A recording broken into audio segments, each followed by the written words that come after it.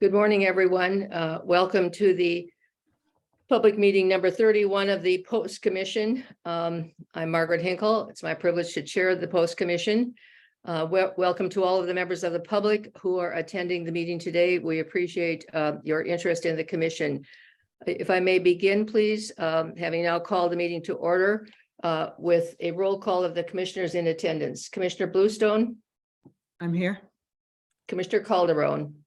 I am here. Good morning. Commissioner Ellison? Good morning, present. Mr. Kazarosian? Present. Good morning. Commissioner Luma? Good morning, present. Commissioner West? Good morning, present. Commissioner Wynn? Present, good morning. And we have a quorum for purposes of our meeting. Next to it, is there a motion to approve the minutes of the November 22nd meeting? So moved. Is there a second to that? I'll second. Thank you. Commissioner Bluestone? Approve. Commissioner Calderon? I approve. Commissioner Ellison? Approved. Commissioner Kazarosian? Approve. Commissioner Luma? Approved. Commissioner West? Approve. Commissioner Wynn? Approved. And I also approve. Next item on the agenda is a report from our executive director. Enrique, please. Thank you, Madam Chair, and good morning, commissioners. As is our practice, let me share my screen for a brief PowerPoint presentation to walk you through some of the activities that we've had since we last met. We have plenty on our agenda, and so I will start with my executive director report. I'm happy to report, commissioners, that yesterday we made public the first installment of our officer database. It includes the circled numbers here in your screen. These are 8,228 officers with last names A through H that have been certified. It also includes 1,094 individuals who have been certified or are certified. These are graduates since December 1st. Actually, that's a typo. I apologize. December 1st of 2021. We've been certifying individuals since last year. It does not include, but we have the numbers here for conditionally certified, not certified, and the other categories that I will explain a little bit more in a minute. The change from the last report speaks to some of the notes in the bottom. In our last meeting with the MPTC last week, the MPTC identified a number of individuals who we had as certified and they had completed the Bridge Academy, but they still need to complete the work requirements. So technically their status should really be in the conditionally certified category, and that's why that category has grown. I will also note that the list of certified individuals does not identify, but contains 324 individuals who still need to report or complete the fiscal year 2022 in-service training. And I'll get to that in a few minutes as well. We will make sure that there's compliance with those figures, as I'll explain in a few minutes. I'm not reporting totals as before because there are instances in which an individual may be conditionally certified, for example, and be part of a preliminary inquiry, or maybe they're not recertified and they're also suspended. So we don't want to double count, but these are categories that I will begin to report going forward. And we will be making public, as is our intention, again, in the future. As noted there, suspensions are now reported separately. I'll get into that in a little bit further in my report. And those with a potential facing an inquiry or a hearing are also reported separately. And those have been the subject of, or will be the subject of, an executive session deliberation. Just a little bit on in-service training. for your information, officers generally have or have until June 30th of every year to complete their annual in-service training. This is a requirement and has been a requirement from before the statute, but puts us in front of verifying or in the middle of verifying this requirement. Agencies have until September 30th to report that compliance, the compliance with in-service training, to the NPTC. And since then, NPTC has identified for us 324 individuals who have either failed to complete in-service training or failed to report their compliance regarding in-service training. Because we don't really know, as the NPTC also doesn't really know whether it's one or another. There's a component that is online, for example. We will be sending a letter to these individuals and their agencies, advising them that they are currently certified. We know who those people are. They are currently certified, but they need to either report their compliance or comply with the requirement of in-service training with some period of time, maybe 30 days, or face the potential for an administrative suspension. Through the delegation that you granted me last time we met, the ability to effectuate suspensions includes administrative suspensions, and individual officers who are not in compliance with in-service training face the potential for an administrative suspension. But before we effectuate it, we will give individuals the one last chance to report or comply with that requirement. I want to speak a little bit about suspensions and later in my report ask for a vote regarding this topic.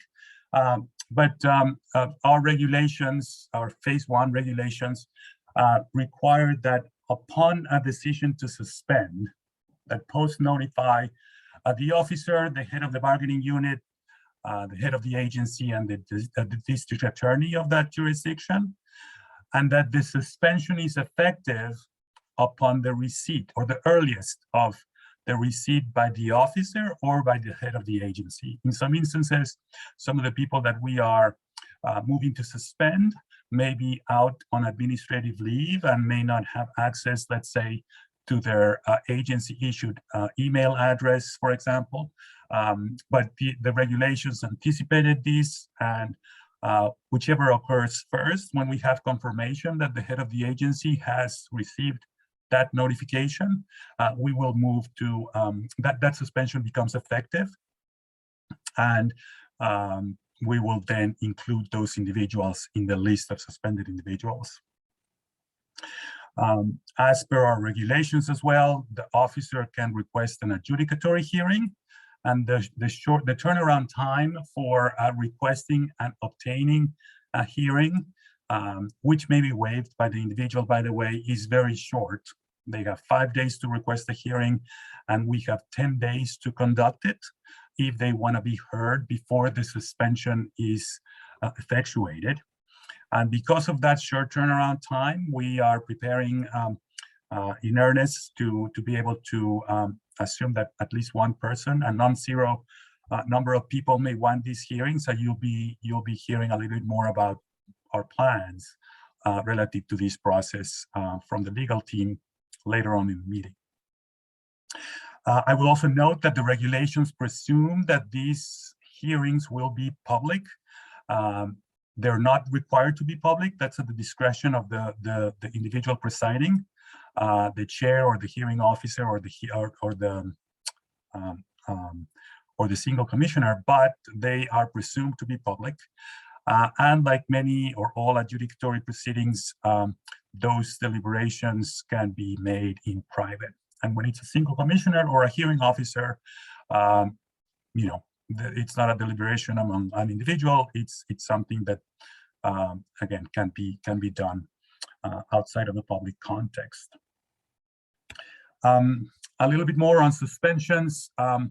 Our dissemination of information regulations. This is the set of draft regulations that we that you have voted on, and we had a recent public hearing about them, and you'll be hearing about this in a little bit.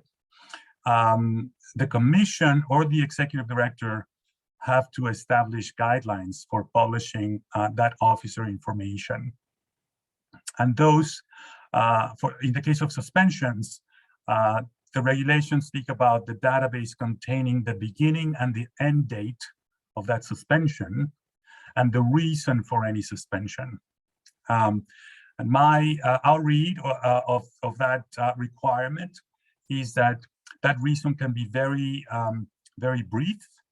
It could be abbreviated. And as an example, I note that there may be something to the effect of felony charge or felony indictment as the reason, and there may not be any more detail necessary. But again, this is a subject that I wanted to bring up for discussion or questions, as when we make the list of suspended individuals available to the public, and our intention is to do that in very short order, that we keep these requirement in mind.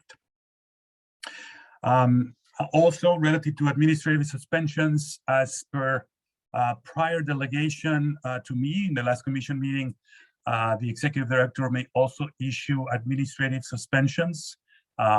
And as I mentioned before, this includes the failure to complete in-service training. It also includes the failure to report inadequate use of force and other things. But we'll start, our focus is currently on the in-service training requirement because it is recently passed. And as I mentioned before, we are going to notify individuals who we believe are out of compliance or have failed to report such compliance with in-service training before we move to suspend them. So we'll give them enough time to make this requirement. I want to move on to just a brief update on status, hiring rather. We onboarded a new individual. His name is Tim Quinn. He comes in as a compliance agent and is now part of the Division of Police Standards that is growing. Includes 1 paralegal, 2 enforcement counsels, and 2 compliance agents now with him.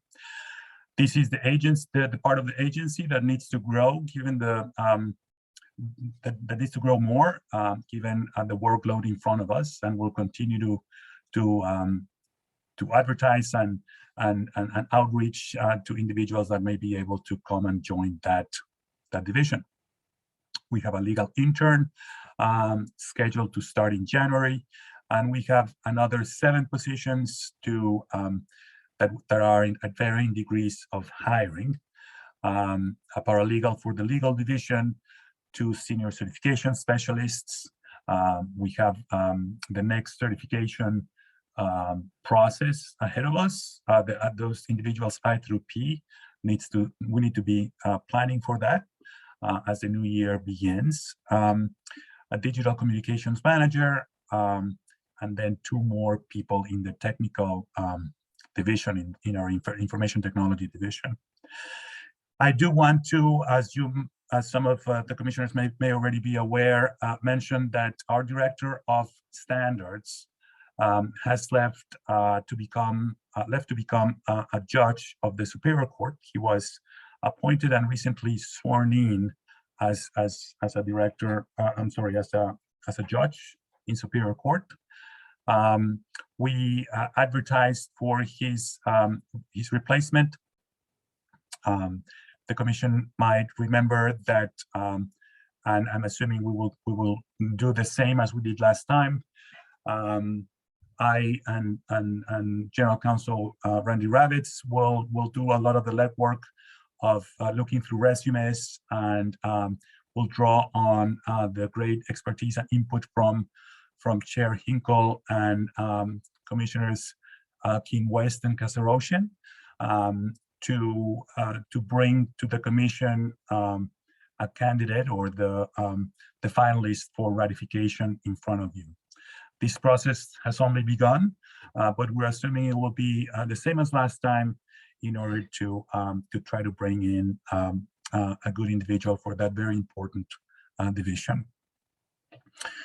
We are currently at 22 employees. We're forecasting that with these open positions by June 30th, we will be well underway of approaching 30 or perhaps more individuals or more employees. And you'll be hearing in the coming months about our request to the incoming administration for our next fiscal year budget, because we are also already projecting the need to continue to grow as our broad mandate continues to be effectuated. That is what I had, commissioners. I might want to return to the slide that discusses suspensions, because what I ultimately want to request from the commission is a vote to when those suspensions are effectuated, that we also publish those lists as we are required by statute. I see a question or comment from Commissioner Ellison.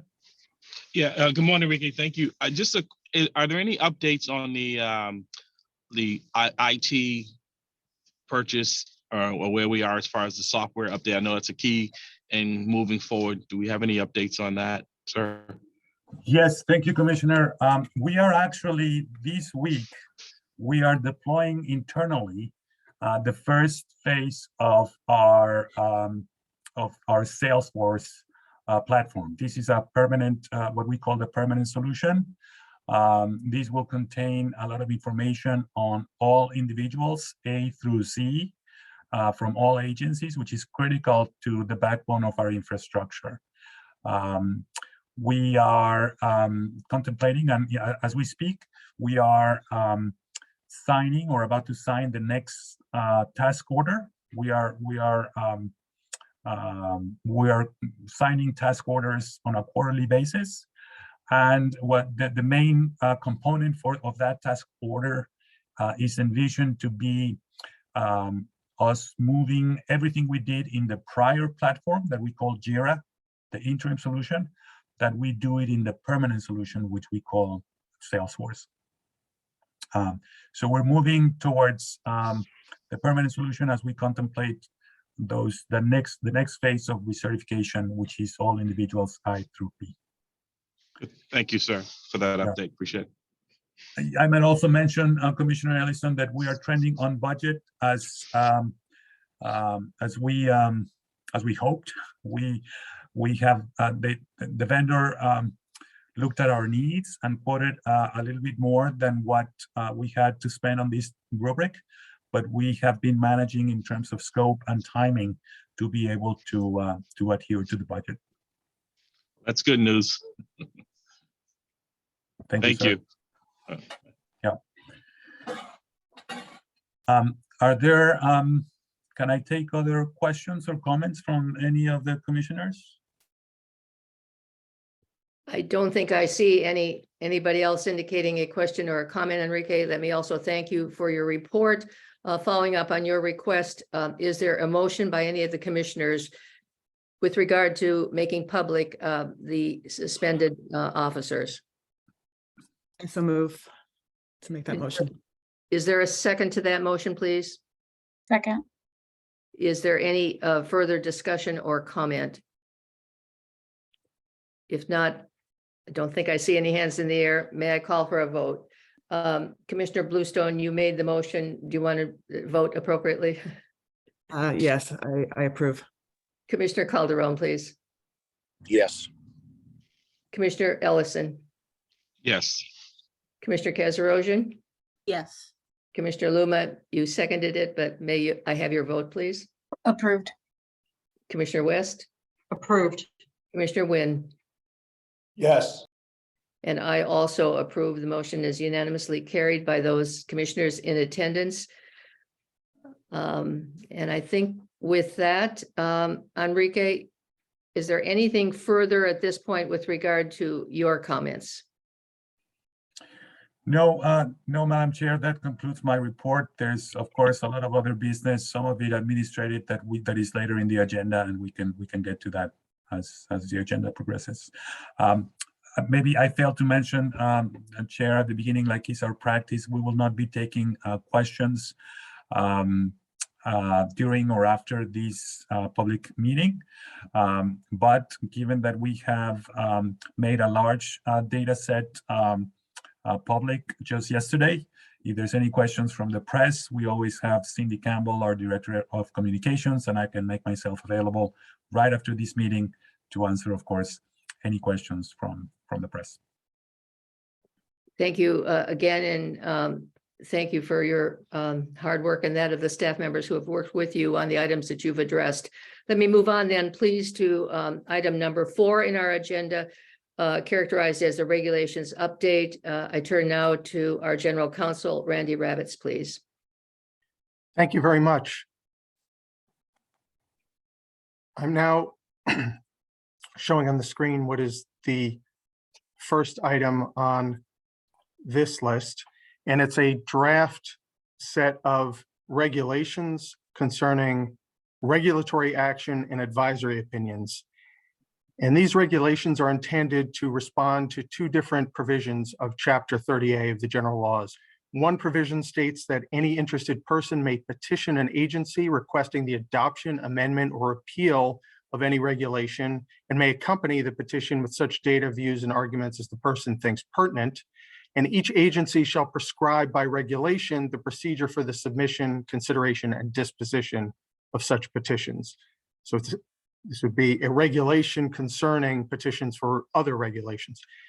And the other provision of Chapter 30A states that on request of any interested person, an agency may make an advisory ruling with respect to the applicability to any person, property, or state of facts of any statute or regulation enforced or administered by that agency. And this set of regulations address also regulatory action and advisory opinions not requested by any petitioner. And for these purposes, advisory opinions is defined to include advisory rulings as is referenced in the statute that I just quoted, and other formal written opinions of the commission. But at the same time, they provide that they do not obligate the commission to issue or to decline to issue any regulation or any advisory opinion, and they do not preclude the commission from issuing other forms of guidance. They are largely based on, drawn from similar regulations and other policies that have been promulgated by other state agencies. Sections 1104 and 1105 concern petitions for either of these 2 things, either regulatory action or an advisory opinion. And they list things that a petitioner should do, which would facilitate the processing of the petition. And in doing so, they aim to incentivize a petitioner to take those steps by providing that where a petitioner does so, the commission will take certain steps itself in processing the petition and providing notification.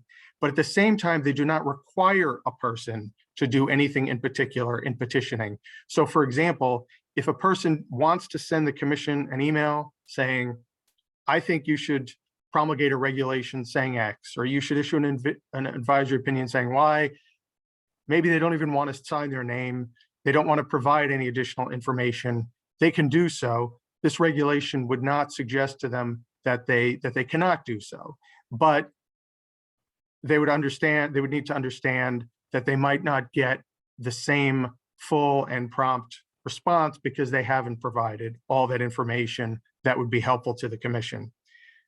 Now, there is one exception to what I just said, which is that these regulations would require law enforcement agencies and officers, since they are subject to the commission's jurisdiction and its rules and regulations, to ensure accuracy in anything that they submit. These sections also provide for certain other administrative steps to be taken. Section 1106 includes some additional provisions regarding regulatory action. So in other words, again, petitions for regulations, such as provisions that generally call for notice to be provided at various stages to anyone who petitioned for the regulatory action or who was identified as being an opposing party in the petition. This section allows certain procedural steps to be taken at any public hearing on proposed action, which steps are consistent with those that the commission normally takes in its public hearings.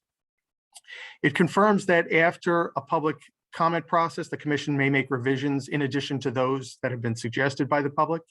And it would allow the staff, after the commission votes, to make revisions to the document that are not substantive and are needed to correct clear errors in names, dates, numbers, citations, quotations, spelling, typography, or formatting.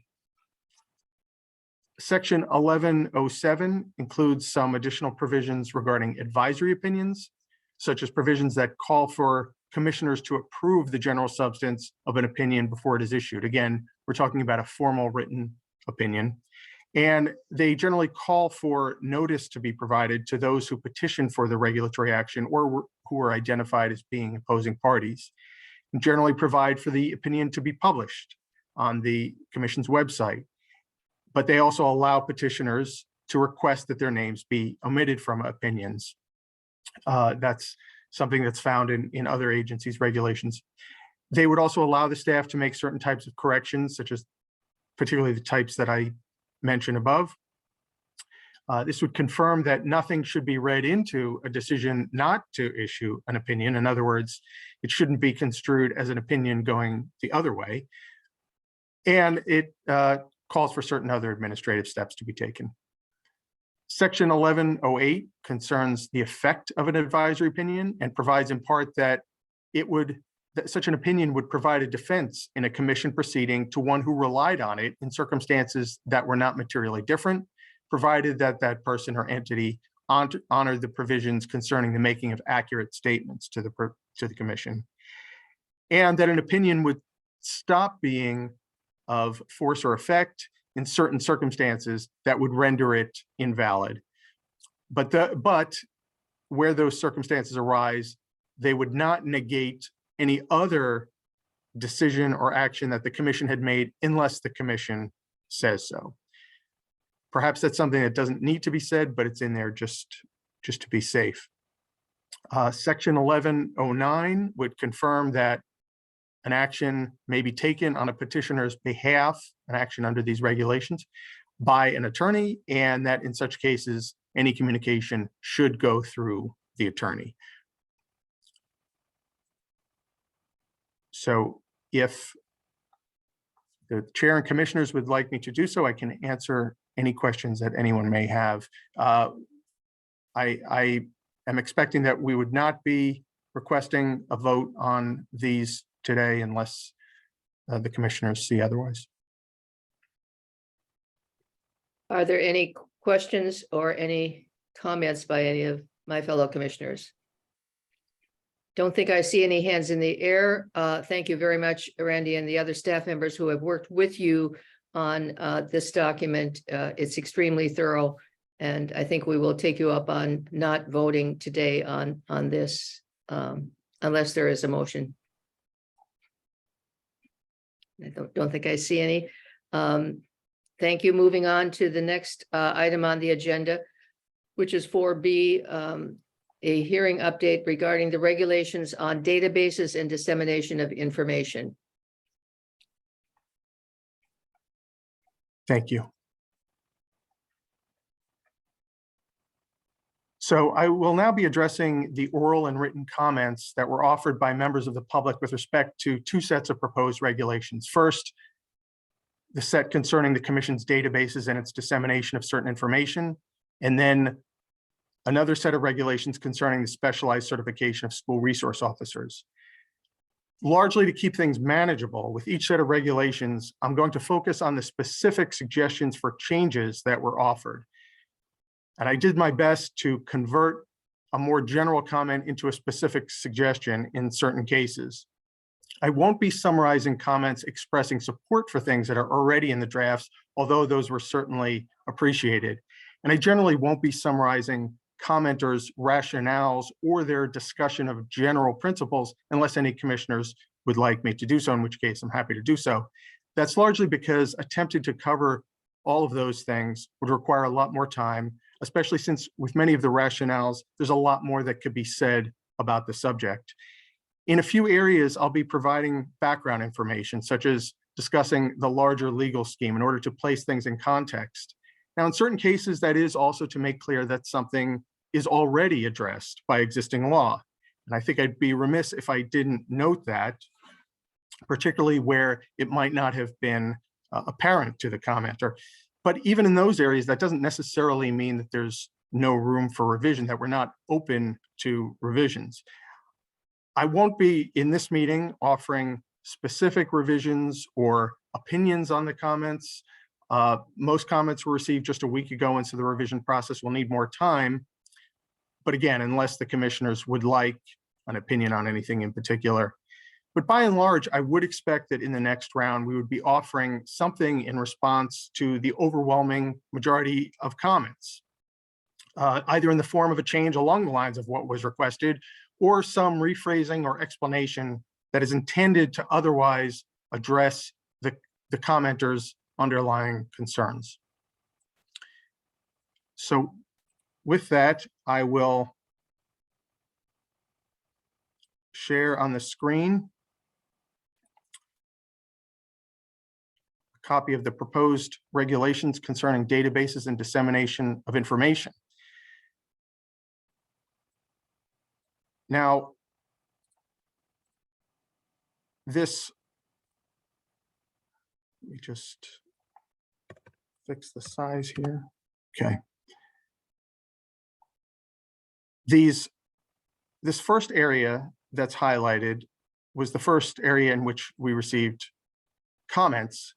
And one comment is that because the regulations provide that they address the various databases provided for in the statute, they should be extended to cover everything related to all those databases.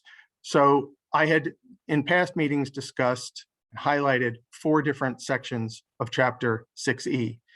With certain sections, I said that I viewed the statutory provisions as not necessarily requiring a public database, and with certain provisions, they clearly did require a public database.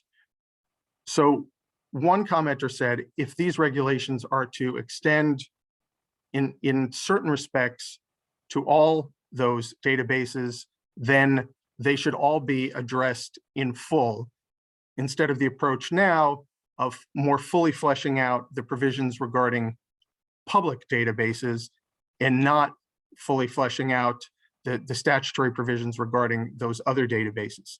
That commenter, though, would also say that the information that's listed in the provisions that I described as dealing with non-public databases, namely sections 4H and 8E, that the information that's required in those databases should in fact also be added to the public database.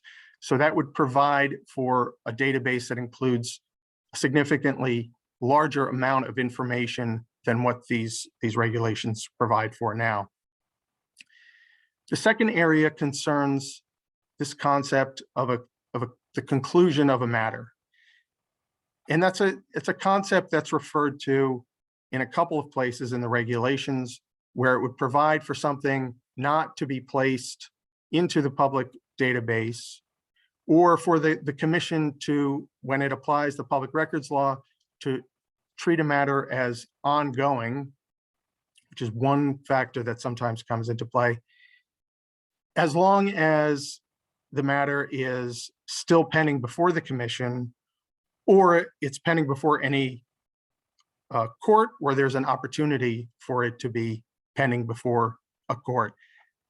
So one or two commenters said that instead the matter should be treated as concluded at the end of the commission's own proceedings.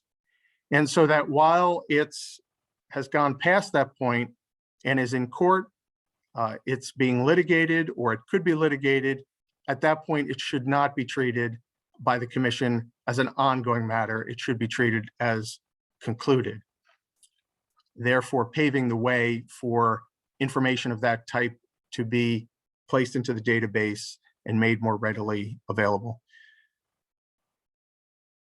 This next provision provides that the commission or its executive director can establish some guidelines that round out some of the details of the public database. And one commenter said, any guidelines should be formulated with public input. Another commenter, if I understood correctly, would say to eliminate this provision and not allow for that flexibility. Next is this provision that concerns what shall go into the public database, and it provides for a list of information regarding active officers. So one commenter said not to limit the database to information on active officers, but to also include information regarding former officers. Here, this provision provides for a summary of the officer's disciplinary record to be included in the database. And there were comments from a law enforcement group and comments from a group that advocates publicity of information. And they both took issue with certain of the language in this provision. So it was suggested that that this language be revised to account for differences across departments, and that terms like summary, unsustained, and unfounded be defined. Also, that information should be examined by the Post Commission before it is treated as unsustained or unfounded. And some would even say to eliminate the exclusion for unsustained or unfounded complaints. I see there's a hand raised, Commissioner. Thank you, Randy. I don't know if it's appropriate for me to ask a question where you're midstream like this. Would you prefer I wait, or can I ask you something? No, that's fine. Okay. So I was saving one for the definition of conclusion, but let me stay where we are now. So are we making these changes, or are we attempting to make these changes? No, I see the director saying no. Oh, okay. If we're not making the changes, we're just going through it, then I can wait till the end. Is that right, Director? Well, that's really up to you, commissioners. We'd love to hear your feedback if you have any. We're only, as Randy attempted to do here, just laying out the bulk of the comments and where they belong. We did not anticipate a vote on any revisions, if that's part of your question, Commissioner. Okay, yeah, that was part of it, but you're probably correct. I might as well. So I look at one of the comments about putting in unsustained or unfounded or pending possibly false complaints. We've discussed this at length in the past, where according to the statute, we're supposed to be looking out for the well-being and mental health of everyone in the law enforcement field. And it doesn't do officers any good on the street if false complaints will be part of an open database that would suggest that maybe a drug control officer that is a hard-working officer has numerous complaints from people on the street that are false to be part of their public database. So that's one thing that caught my attention right away. But if we're not voting on it and this is open for discussion moving forward, as we've done in the past, then I'm fine with it. But that's why I put my hand up right away. If I may, Commissioner, I see another commissioner raised her hand. Sure. If she wanted to participate in this discussion, Commissioner Bluestone, I have a point to make about that, Commissioner Calderon, but maybe Okay. I can let Commissioner Bluestone. Sure. I think in the interest of time, I don't want to turn this into a long discussion, but I do just want to support what Commissioner Calderon is saying. I also share his concerns about including unsustained and unfounded complaints, although I recognize that defining those terms might be helpful. But I think in light of our discussion last week about the numerous complaints that we have started to receive from sometimes small groups of individuals, that it would not accurately reflect the performance and the professionalism of some officers if we were to include that in our database. I Thank you, agree. Commissioner. Thank you, Commissioner. And perhaps, that should be the marching assumption, as was our recommendation. I happen to believe that there may be an additional step that we could take, and we could come back to you on this, and that is perhaps report an aggregate of complaints unsustained by agency, because what the commentary is making, the point is that how do you assess different agencies perhaps acting in different ways? And so there could be ways to just do not assign unsustained complaints per officer, but perhaps per agency, that would give the public and ourselves a way to kind of assess just how much they follow up on their own complaints and how much they investigate them, etc. That's a great point, Director. Agencies tally their complaints differently, which would be another thing that we would need to look at. So I appreciate the in-depth thought and the ability to chime in midstream. My apologies, Randy. Thank you. Oh, no problem. Thank you. So this next provision, you might recall, it was added to provide that any decision reversing an action shall be included in the database. But the provision was worded in such a way that it applied to a decision reversing an action that was adverse to an officer. One commenter said it should also extend to actions that are not adverse to an officer that were reversed. One organization looked at certain comments that used the term public employees and said that that should be revised so that it extends to officers who are not public employees. So specifically, this came from MECLEA, which represents officers who are, it includes representation of officers who are employed by private universities.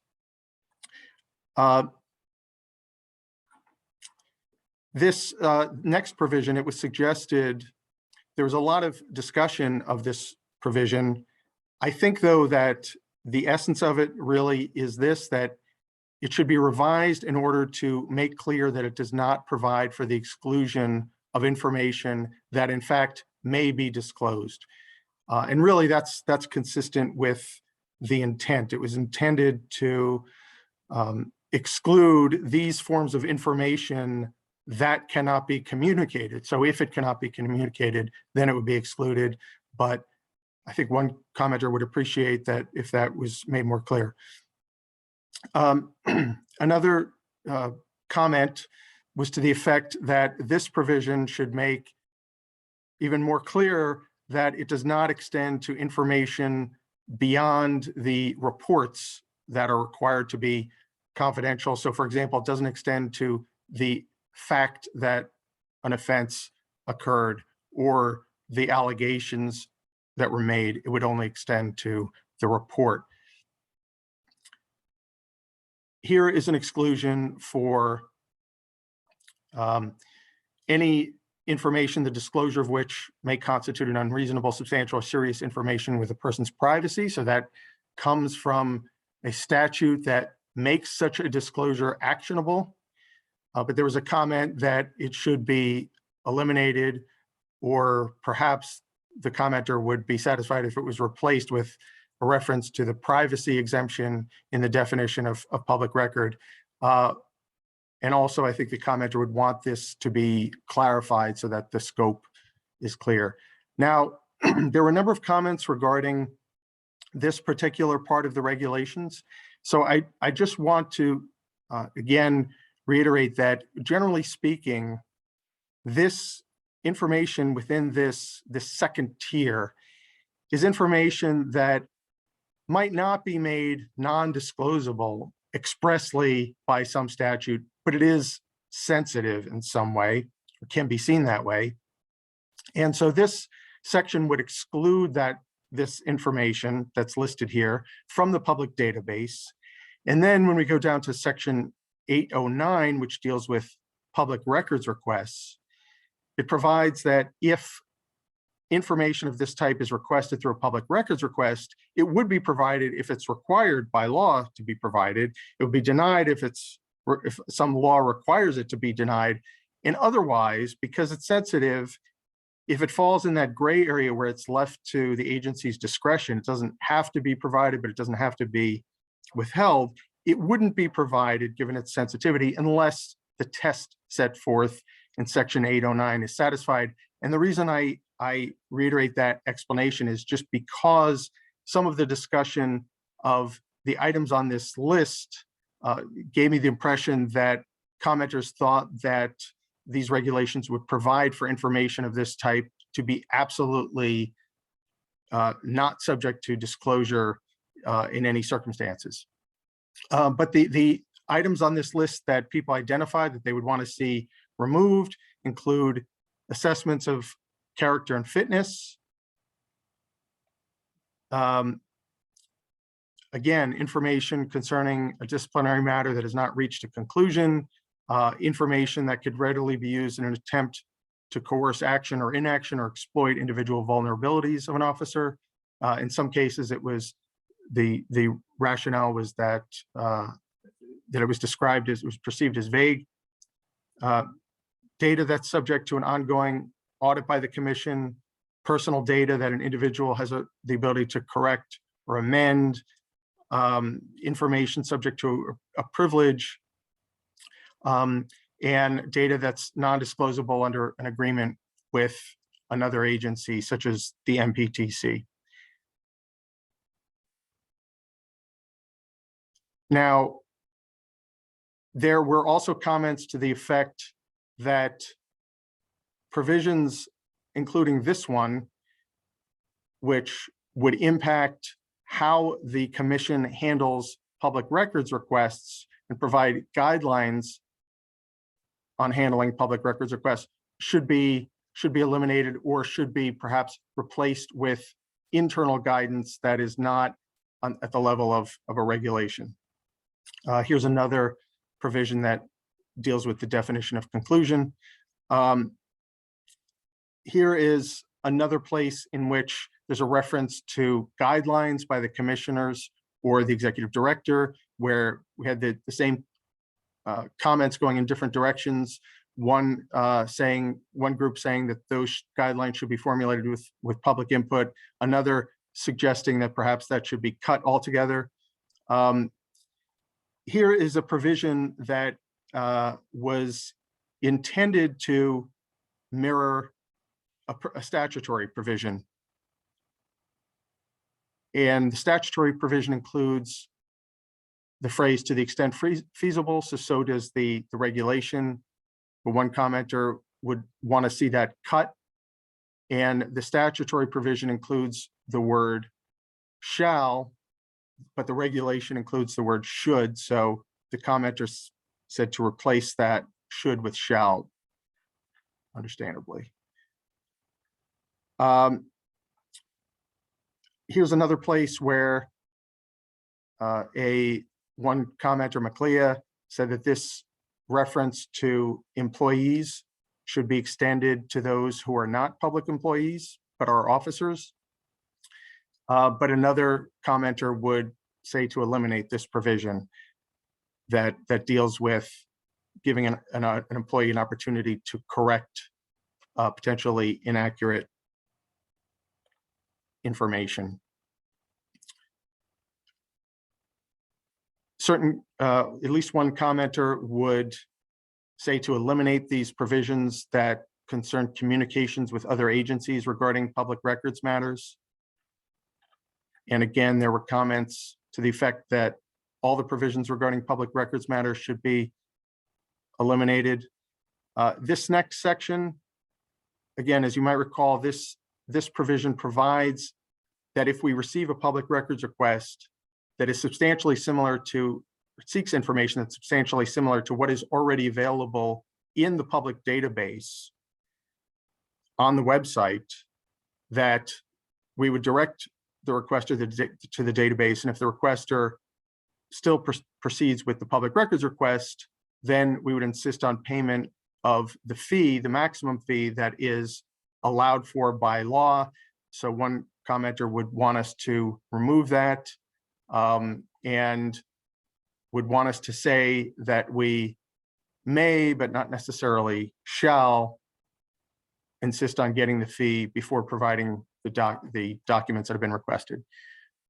So those, thank you for your patience as I went through all that. I know that that was a lot, but we received a lot of very thoughtful comments and wanted to honor and pay respect to the time and attention that people gave in providing us with feedback orally and in writing on these proposed regulations. Are there, if the chair and the commissioners would like me to answer any questions, I can do so. I think Commissioner West has a question. Thank you, Chair. And this is a question comment. I think we just need to think of. Randy, I'm looking at section 6, the part where the public database shall not include, and this is the second part of that. And you mentioned that one commentary requested the removal of number 5, which is assessments of whether an officer possesses good moral character or fitness for employment in law enforcement. And that's one of the provisions of 4F. Yeah, that's exactly right there. And somebody thought that it should be removed. I think my only comment on this is it would seem to me that if there was such an assessment of that, where that is one of the 9 qualifications of 4F, it seems to me that that should be included. That, that is something that should be in the public database, but I'm wondering if anyone else has a view of that.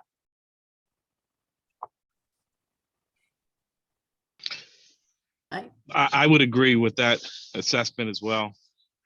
I would as well.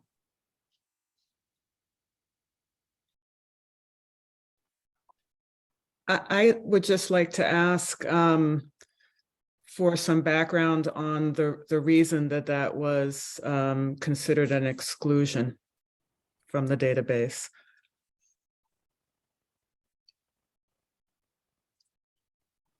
I think that the original rationale was that those assessments oftentimes will get into more sensitive information, personal opinions of people. Sometimes they could go beyond what we might expect them to include, and there could be significant disagreement about the matter. So in other words, it's not just a straight fact like someone's age or the fact that they have a high school diploma or the fact that they have been indicted for a felony, but there's more room for different views there, so that it should be treated separately. However, that is, of course, a judgment call for the commission. So other people might see that differently. So my impression, based on what you're saying, Attorney Ravitz, is that it's a subjective assessment without any independent collateral verification. And I think we might consider perhaps whether we would include just the determination of good moral character or not attesting to good moral character, but not necessarily the detailed account of the assessor, because I think that we're asking another individual to make that assessment of good moral character, which is a subjective assessment. Thank you. Also, honestly, as I think about it now, I realize that there's really two potential assessments. There's the one by the agency, and then there's the one by the commission. And I don't know if commissioners think that those two things should be treated differently.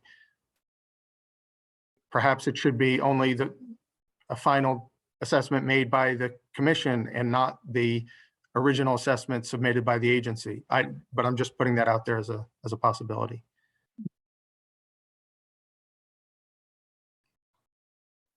If Any I may, other- yeah, Go if I ahead. may, commissioners, maybe therein lies the key, as Randy suggested. Until there's a finding of negative, of no good moral character by the commission, maybe that's when we publish that information. And again, it may be in the details, withholding the subjective assessment and maybe just publishing the final assessment.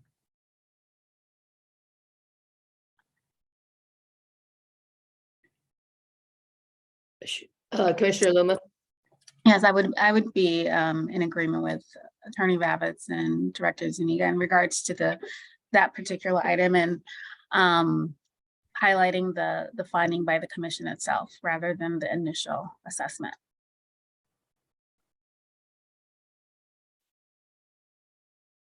Thank you.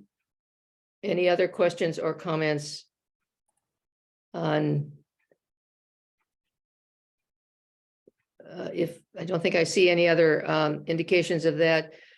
Thank you very much, Randy, for what you've done incorporating the public comments and the work that the others on the legal staff have done in assisting you with that. Unless there's something further, Randy, that you believe we should do with this issue today, is there? Randy? Oh, no, I think that we could all benefit from time to continue digesting the comments and coming up with proposals in response to them. Thank you. And I think with that, move on to item 4C on the agenda, which is an assessment of the hearing on the regulations on specialized certification of school resource officers. Again, over to you, please, General Counsel. Thank you. Here too, we received a lot of thoughtful comments. I thought it would be helpful to first just provide a reminder of, as far as the SRO system, school resource officer system, and how it's structured and how it originated, for the benefit not only of the participants in this meeting, but those who are watching in the public. The principal SRO statute is actually not in Chapter 6E, it's Chapter 71, Section 37P, and that governs the selection, the functioning, the supervision, and the review, performance review of SROs. Certain aspects of their training in the use of memoranda of understanding and operating procedures governing their service, as well as the reporting of related information. And that section was originally adopted through a law that was introduced in the aftermath of murders near a college campus, and that was devoted in part to addressing the use of weapons by young people and others, and school safety, and it facilitated the stationing of police in schools. So it was a safety-oriented bill. Sometime later in 2018 and 2020, the legislature revised that section and essentially scaled things back, making an SRO assignment required only when it was requested, as opposed to before when it had been required in all circumstances, and providing for further regulation and restrictions on police activity in schools. So what we now have is a system that basically reflects a balance. It's somewhere in the middle. The system also reflects a separation of powers and duties. So it provides for a 22-member commission that's co-chaired by the Commissioner of the Department of Elementary and Secondary Education, often called DESE, and the Secretary of EOPS, and that commission was responsible for developing a model MOU subject to the approval of the co-chairs, which serves as a minimum requirement, and they have developed that. Then it assigns to EOPS and DESE the obligation to develop operating procedures and collect and distribute various forms of information. It assigns to DESE the obligation to promulgate rules or regulations necessary to carry out that section 37P. It assigns to the MPTC the development of a training program for SROs. And it assigns to the Post Commission the power to issue a specialized certification for an SRO, providing that a person shall not be appointed as an SRO unless they have that. And finally, it delegates to local officials the obligation to adopt their own MOUs and operating procedures and to assign SROs and to supervise and review them and to report certain information. So I think that context is significant. Just moving down to some of the more specific comments, some of the comments concerned this definition of school resource officer, which is also incorporated into this provision regarding when an officer is required to have SRO certification. So basically, an officer is required to have an SRO certification if the officer holds himself out as an SRO or if they fit within this definition. And this definition, as I've discussed in past meetings, is based on statutory language. So Chapter 6E incorporates the definition of SRO in that section 37P that I mentioned.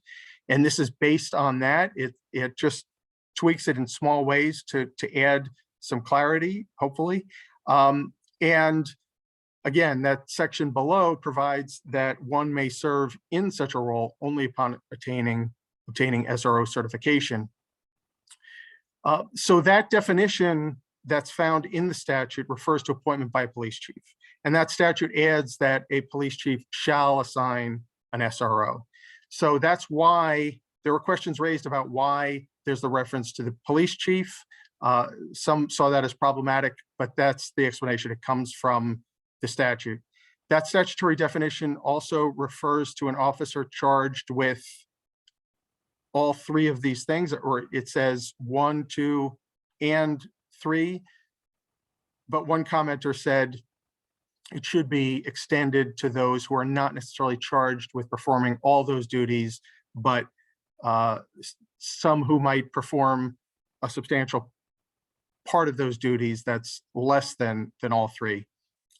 The statutory definition refers to maintaining a positive school climate, and it delegates to the Model MOU Commission the obligation to determine the necessary provisions to help maintain a positive school environment for all students. So that's why the positive school climate is included within the definition and the provision below, but there's also no elaboration on how that is to be achieved. But one commenter said, suggested a preference for specifying how that goal of maintaining a positive school climate should be achieved. Now, this one comment stated that this provision here should make clear that those who do not represent themselves as SROs, but do serve in this type of position, they do execute those duties, are not relieved from having to be certified. That was the intent. And if it needs to be, if the language needs to be clarified to leave no doubt about that can be done so. The next set of comments concerned the gathering of information regarding an applicant for SRO certification. So one comment said that when it comes to obtaining information on discipline, misconduct, and past performance, that shouldn't follow the word may. It should follow the word shall. It should be obligatory. And that commenter also suggested that an officer's background should be checked against the commission's own database that we just discussed. Another set of comments concerned the SRO training that would be required in order for somebody to get SRO certification. So right now, what it provides is that an individual must have successfully completed any SRO training that was required by the MPTC pursuant to that statute that describes the training program that needs to be developed by the MPTC, or any other training that it requires, or that the commission requires. And just by way of background, that section requires the MPTC to develop an SRO training program covering 8 topics that are listed in the statute in consultation with experts in certain areas. And then section 37P also provides certain things regarding training, that the model MOU must describe training, a chief must give preference to officers who receive specialized training, and a chief must establish operating procedures describing certain training in certain areas, or at least information in certain areas. The model MOU that's been developed identifies some additional subject, but there were comments to the effect that the reference here to that section that describes the MPTC's training program should be expanded to actually list the topics that are listed in that statute, so that instead of just saying satisfying the MPTC's training program, it should categorize the areas that need to be completed. And that some commenters would go a step further and say, in fact, the commission should decline to grant SRO certification unless it's first determined that the MPTC has a training program that meets statutory requirements and has developed performance standards rubric, and requires training on relevant laws. They would also, one commenter would also require training consistent with the model MOU, which I take to be a reference to the provisions in the model MOU that deal with training in addition to those in section 116H. Some commenters said that the commission should require pre-service and in-service training on the terms of the model MOU. Now, I can say that that is something that the MPTC is doing in addition to training in a series of other areas, because I had the opportunity to attend recently a 2-day training seminar, and along with several hundred school resource officers, heard a very in-depth presentation on the provisions of of section 37P and the provisions of the model MOU that was developed. But commenters say that should be made a requirement. They also say that, certain commenters, that there should be training on implicit bias, child development, trauma, and disability related conduct. Some of those subjects are addressed in the model MOU, but there are those who would say that should be a requirement for certification, and they say that we should coordinate with the MPTC to ensure that requirements are met. There were also a number of references to issues of race, ethnicity, gender, disability, mental health, behavioral disabilities, learning disabilities, and special education in the course of people's comments that weren't necessarily accompanied by specific proposals.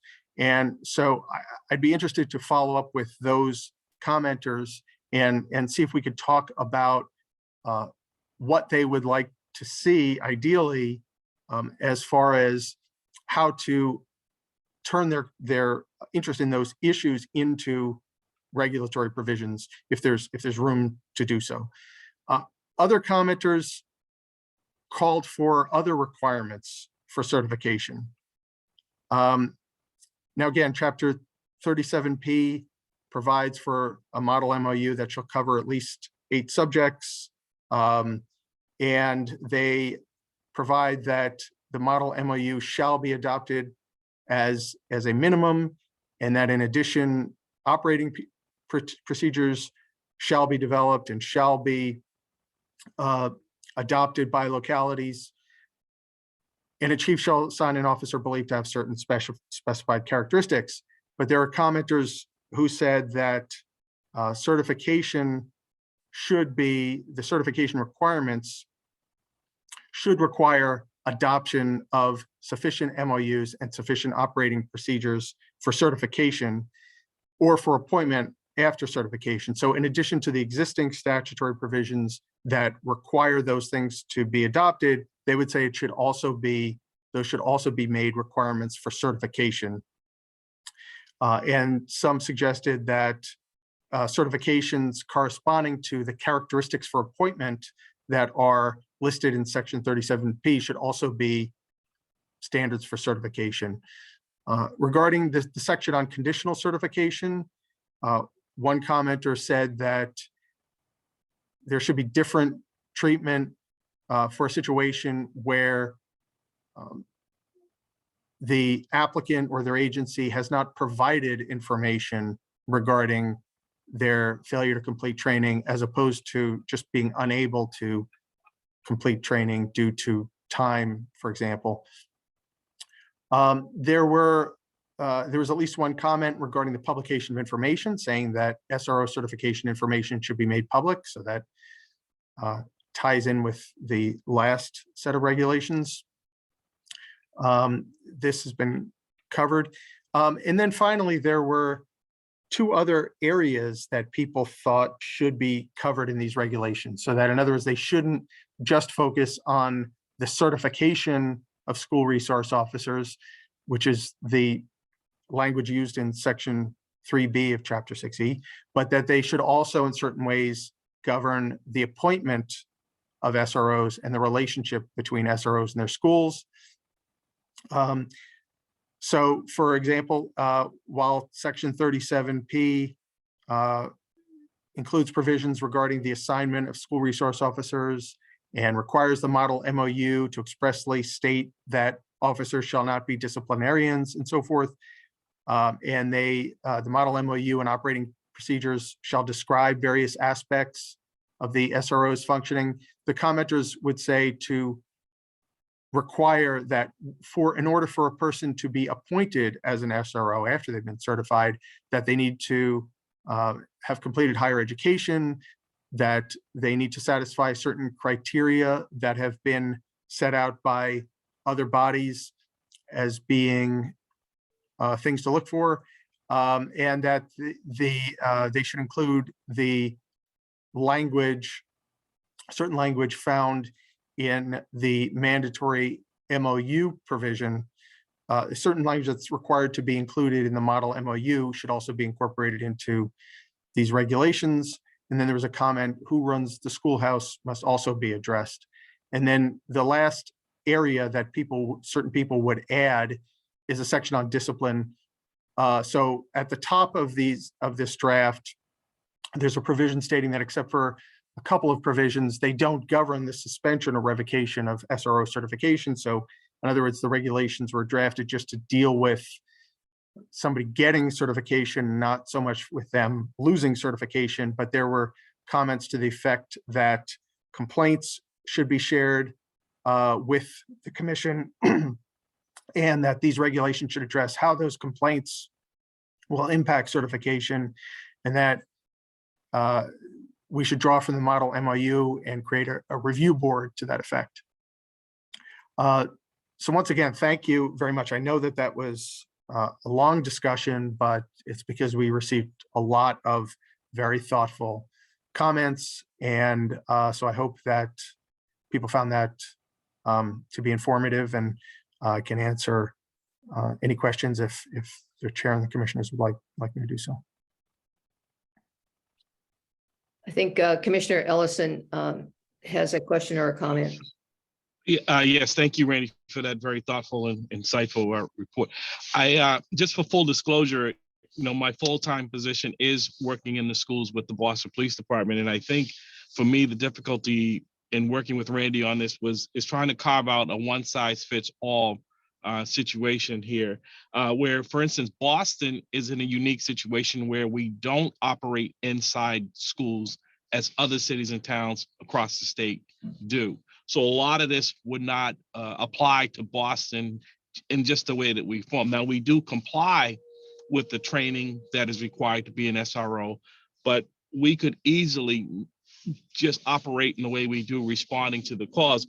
The other thing I think that doesn't get enough attention in this is that with the changes in the law of the age of criminal responsibility for kids 12 and under, that there's really been nothing in place, because there is still that burden that's put on law enforcement, the calls for service, to deal with these situations, which they've said that they don't want law enforcement to be engaging in the way that they were in the past. And I'm trying to figure out how we carve that in to this regulation or to this wording here as to who replaces and deals with those issues, because they're still going to come up. Thank you. Commissioner Bluestone? Thank you. And thank you, Attorney Ravitz. That was an excellent summary of a very complicated and difficult issue. I think, I'm struck by the fact that one of our earliest tasks as a commission was to provide some guidance on the de-escalation of minors, and the comments that we have received about SROs are really excellent in my view, and sort of highlighting the issues that are involved when we have officers in schools. And I guess I would just throw in my 2 cents, which is that it would be, I think, a nice opportunity here to maybe add some clarifying language to the issues of what is the necessary training that we want SROs to have. And also, as one of the commenters points out, what does it mean to ask these officers to help to establish and maintain a positive school climate? Thank you. And Commissioner Wynn? Thank you, Chair. I'd like to thank Randy because that was an excellent overview and briefing, and I appreciate the work you and your team did on that. And I'd also like to thank all of the individuals and organizations that submitted comments and testimony on both regulations. But to pivot off something that my fellow commissioner said, I also am mindful of our obligation to anticipate the wants and needs of agencies of varying sizes and trying to create something that's one size fits all. And although I agree with nearly everything that we saw in the commentary, I'm mindful of the higher education requirement. And I just want to be careful that we don't create something that precludes the smaller rural districts who may not have personnel with advanced degrees. The minimum requirement to enter law enforcement in the Commonwealth is a high school diploma or the equivalent. And I know that there are some agencies out there that are not going to be able to fulfill their obligation to place SROs in their districts if we make the degree requirement too high by creating a gap.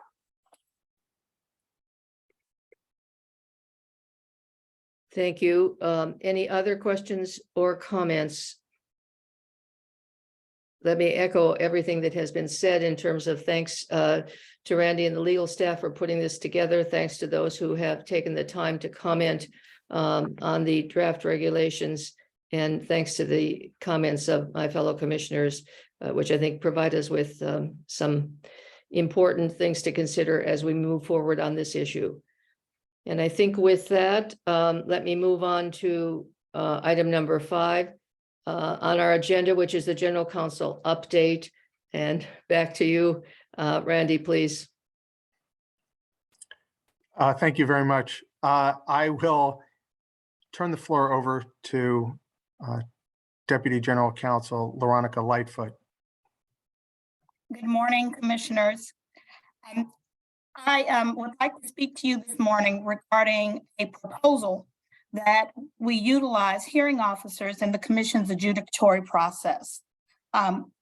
With regard to this proposal, what we're requesting is that you grant the chair of the commission the authority to utilize the services of hearing officers with matters and proceedings that are before the single commission, as well as the full commission, or a single commissioner as well as the full commission.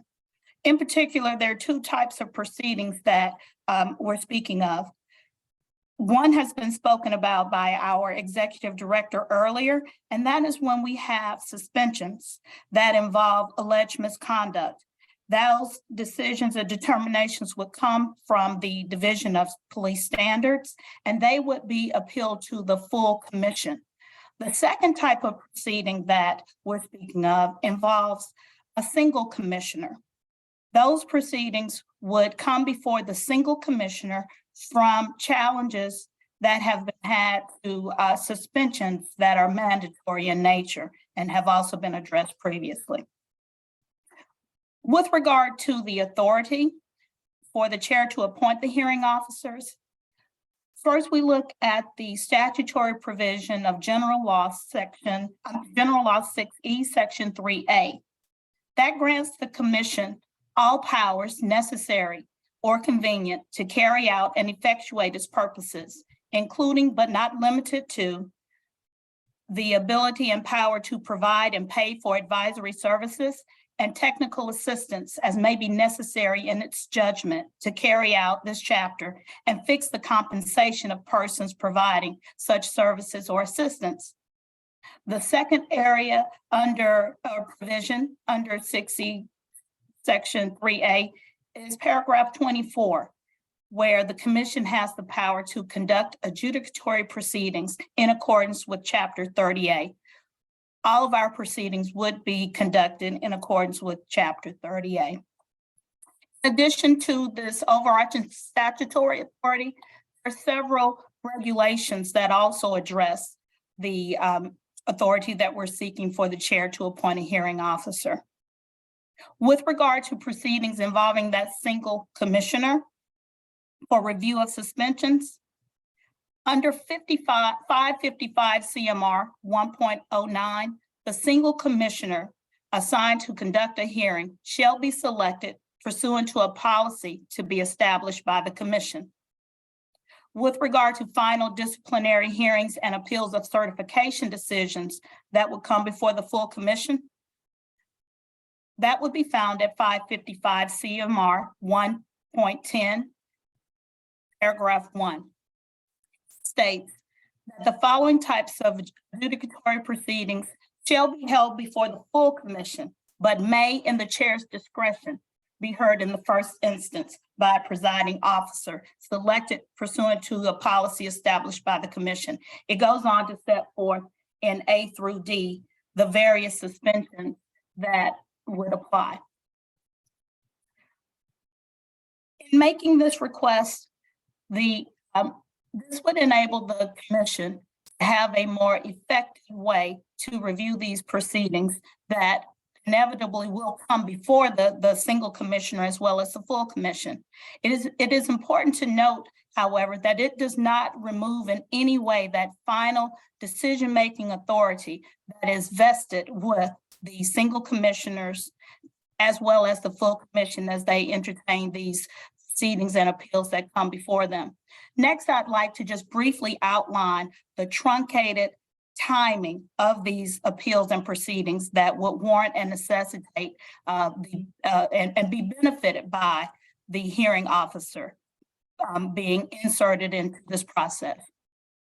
As for the mandatory proceedings that would come before the single commissioner, those will first be heard by the executive director. It's noteworthy that on November 22nd, 2022, the commission unanimously voted to expressly grant authority for the executive director or the executive director's designee to issue suspensions of law for law enforcement officers certification in 3 mandatory categories.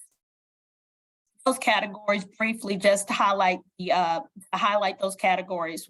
We're speaking about an arrest, charge, or indictment for a felony, failure to complete in-service training, and a duty to report information. In those instances, once the executive director has made a determination, the officer would have 5 days in which to appeal. After the 5 days of the appeal period, the chair would then have 2 days to assign a single commissioner to review that. But within 15 days of receiving that suspension, a hearing must take place. In the second instance, we're talking about a certification of an officer and the denial of certification that would come from the Division of Police Certification. In that instance, we would have an appeal from that officer who has had his certification denied or a condition placed on his certification, appeal to the executive director. Once there is a meeting before the executive director, there would be 30 days for that officer to then place an appeal before the full commission. both of the scenarios I've just outlined, we're requesting that a hearing officer be inserted in the process, and that hearing officer be a former judge who would be appointed by the chair. That hearing officer would serve in a capacity similar to that of an administrative magistrate, conducting the hearing, monitoring, and processing the documentary material submitted by the parties, compiling the evidentiary record to be included in the administrative record. The administrative record would be provided to the Superior Court in accordance with 30A. Providing an appraisal of the evidence in the case, recommending a decision and disposition, and the decision would be tentative in nature. Once again, it's subject to adoption by the single commissioner or the full commission. In that tentative decision, there would be findings of facts as well as conclusions of law. And it's for these reasons, commissioners, that I come to you today and we set forth what we've spoken to above, so that the staff recommends that the commission authorize the chair of the commission to appoint a hearing officer. And that hearing officer would serve as the need arises and preside over hearings before the single commissioner and the full commission. Thank you.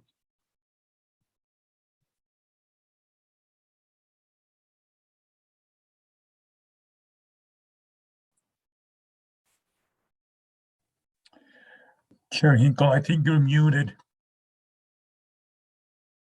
Sorry. Questions and comments, please, Commissioner West. Thank you. Thank you, Veronica. That was really helpful. And I recognize the need, just in the practicality, for someone like this to ensure that we get our job done. I'm looking at your memo and footnote 1. You talk about the commission staff reaching out to other agencies to ask some questions about how they use hearing officers. Can you just tell us a little bit about what other agencies use hearing officers? So yes, Commissioner. We have reached out and we've received some documents and had some conversations regarding the use of hearing officers. As some of you may be aware, some agencies use DALA, the Division of Administrative Law Appeals. That requires a contractual obligation that we are not quite ready to enter into at this time as the commission. That also would require a more formalized policy from the commission as to how we would utilize those hearing officers. We also have reached out to the Division of Professional Licensure, once again, in an attempt to receive documents and facilitate this process. But quite frankly, the truncated time period here makes it difficult to receive everything that we need in order to mimic or implement this process in the same manner in which those agencies are doing so. They have a more robust process at hand.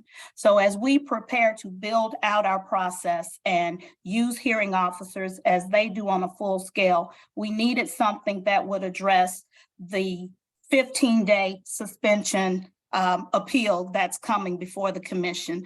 Likewise, the 30-day time period of the appeal of certification issues.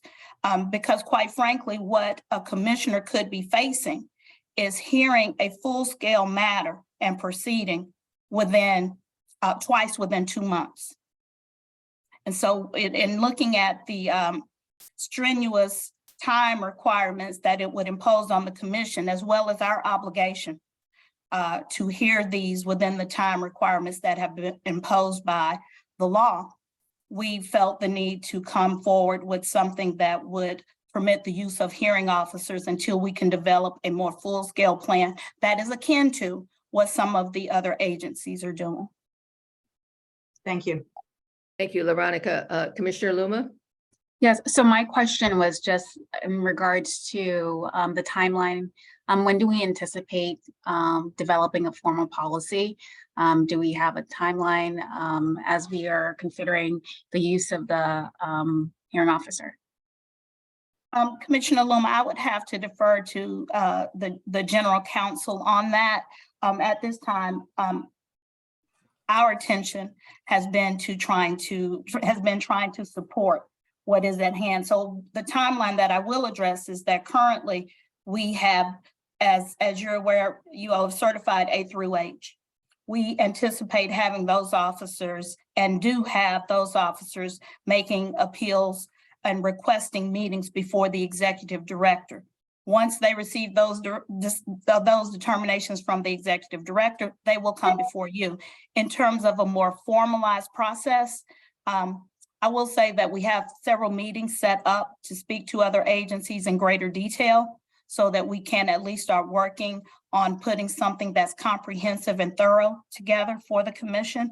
But at this time, I cannot promote that we have enough that we could present a comprehensive plan as we attempt to also address the proceedings that are currently coming before you.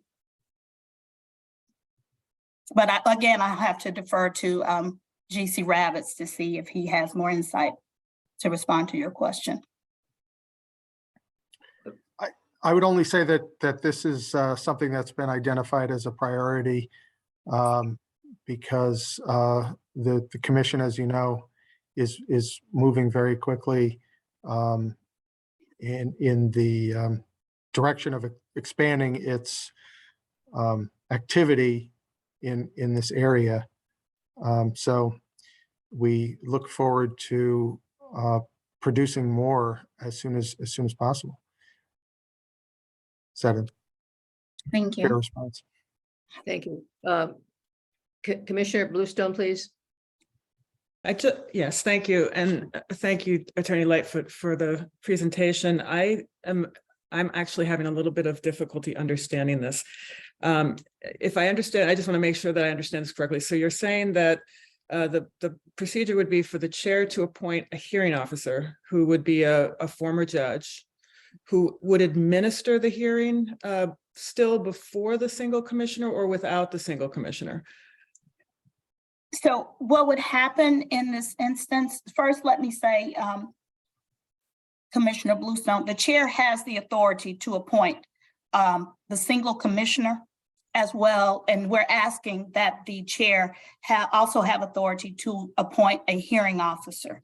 What the hearing officer would be is inserted into the process, if you will. So between that appeal that comes in the certification realm from the executive director, and then in the suspension or revocation realm from the Division of Standards, it would go to the hearing officer. Mm-hmm. Or, and it's important to note that by giving the chair the authority to appoint a hearing officer, it does not remove her authority to still appoint a single commissioner to entertain these matters. So there's nothing here that says it's exclusive to the appointment of a hearing officer. It actually is being offered as a benefit and as a way to facilitate what we deem to be an influx of appeals that could be anticipated to come before the commission. In terms of your specific question of how it works, generally speaking, that hearing officer would serve in the manner in which we understand an administrative officer or a magistrate performs in the federal court. I don't mean to interrupt, but I understand that. I'm just wondering, would the single commissioner also be part of that proceeding or not? I guess I can't directly answer. I don't know that the single commissioner could be excluded from the proceeding. I do know that the single commissioner could still conduct the proceeding. And I also know that generally speaking, the single commissioner would have access and be privy to the recordings, review of all of the evidence. So the hearing officer would serve as the first point of reference and collector of all of the evidence, review it, drafting of a tentative decision that would then be seen by the single commissioner. But I don't know, and then maybe we can address and speak to the single commissioner being a part of that hearing officer process. So I would just like to then comment on that, if I may. My concern as I kind of think about these types of precedents and policy decisions is just in general the issue of any one individual, and this is not related to who that individual may be, but just the role of that person being in a position to have undue power and influence over any outcome. And in this particular case, that would give the chair the role of both appointing an outside hearing officer and or also appointing a commissioner. And that's a tremendous amount of impact over the outcome of a hearing, in my view. So one thing that I think mitigates that is the element of randomness. And I know that we have been charged with developing the procedure for this, and maybe this is something that will be evolving over time, but that would just be my concern, is that if we're thinking about a decision like this, and I know we have a lot of time concerns, that we consider how to introduce some element of randomness into the procedure for the selection of these individuals who hear the cases. If I could just comment, and I know I want to hear from the other commissioners, let me say in response, Commissioner Bluestone, to what you're suggesting, that I couldn't agree more with you that we have to have a process in terms of the work of the single commissioners. As the current chair, I would have no interest in anything else. I would like to concentrate right now in terms of what the request is from our legal staff, that what we do in order to help facilitate the timing, recognizing that we may have an influx of the need, and to consider the fact that whatever comes out of the commission, and the commissioners retain the ultimate authority, goes to the Superior Court under 30A, that we would want to utilize the experience if we have retired trial court judges who are willing to participate in the process. This is a method, and it would absolutely be within the discretion of the chair to do that. But I couldn't agree with you more that we will have to, as a commission, develop something with regard to the use of the single commissioners in terms of particular cases. I don't think that that should be the responsibility of the chair. And I think with that, maybe Commissioner Kasarosian and Commissioner Ellison.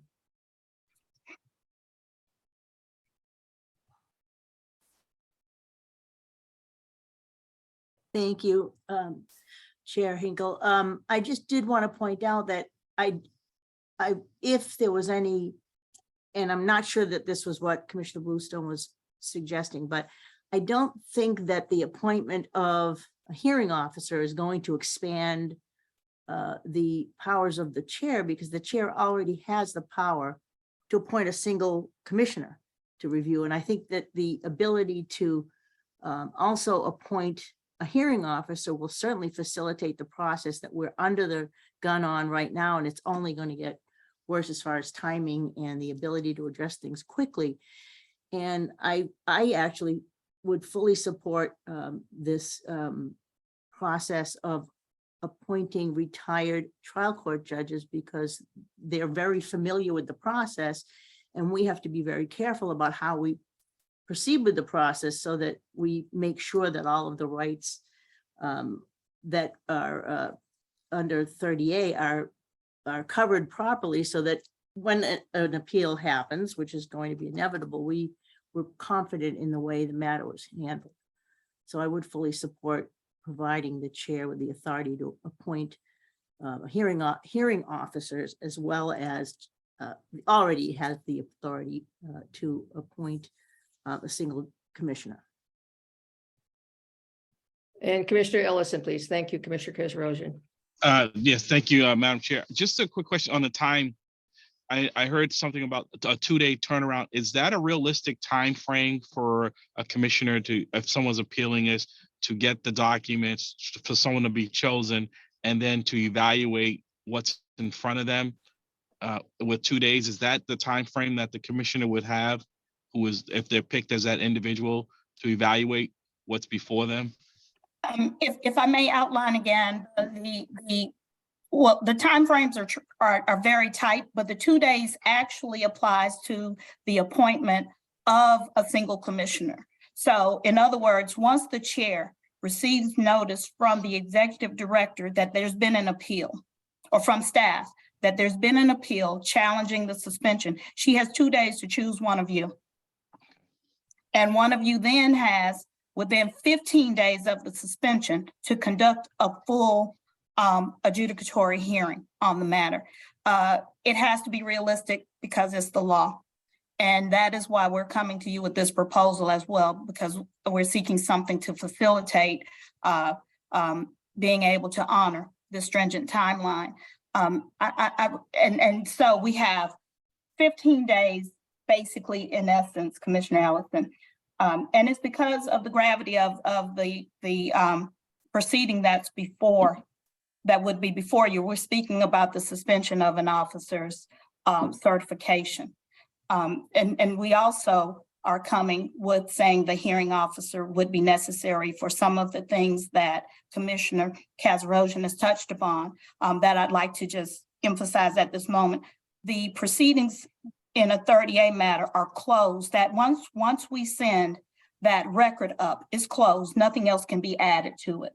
So during that matter before the hearing officer, he or she will take in evidence, receive witnesses, and they have some familiarity with what it entails to include that comprehensive record that often can't be amended except in special circumstances when that matter goes before the Superior Court. So within 15 days, we have to have the suspension appeal take place. And they have to do that within 5 days of knowing they've been suspended.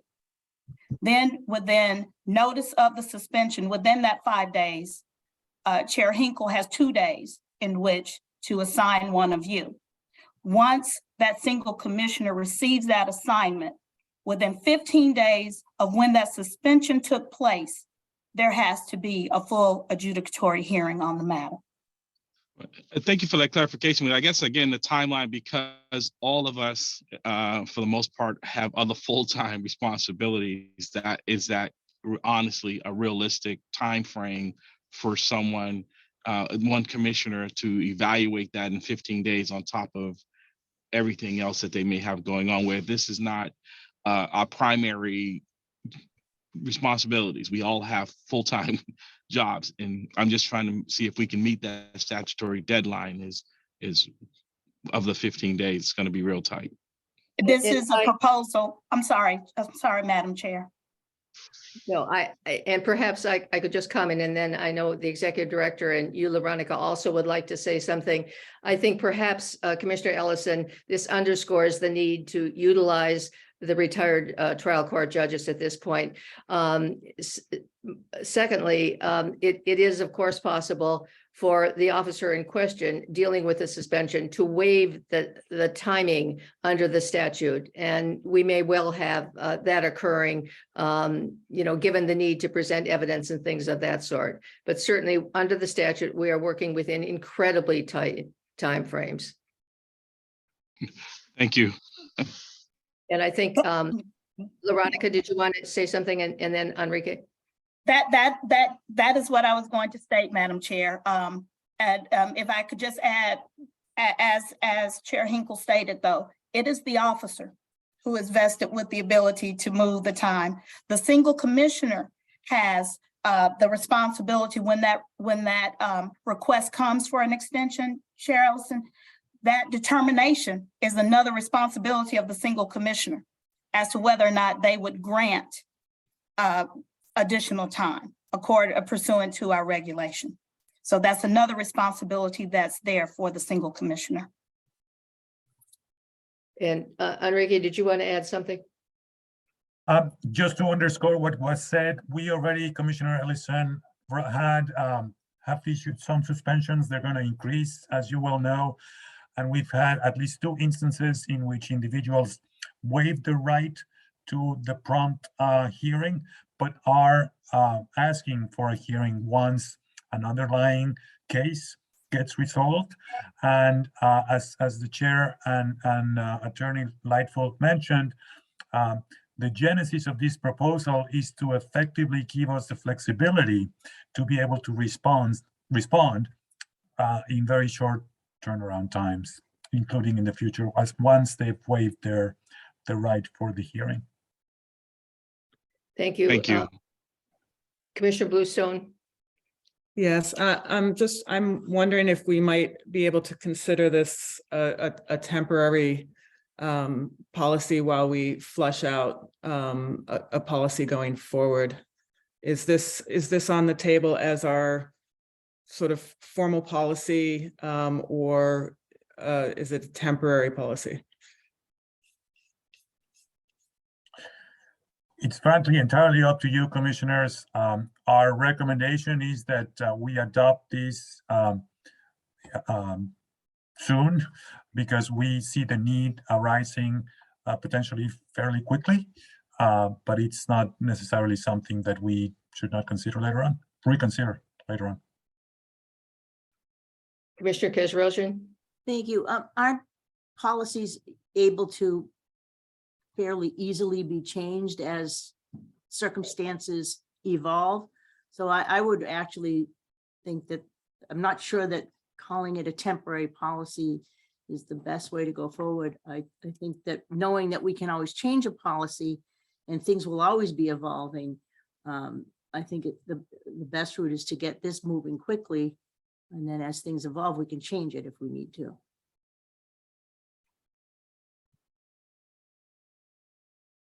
Any other questions or comments by any of the commissioners? If not, I would entertain a motion with regard to the request from our legal staff that in the discretion of the chair would have the authority to appoint as a hearing officer a former Massachusetts trial judge with regard to the adjudicatory proceedings that have been outlined here. I'll make that motion. I'll second. Thank you. Any further question or comment? If not, let me call for the vote. Commissioner Bluestone, Yes. Commissioner Calderon, you made the motion, but do you want to vote formally?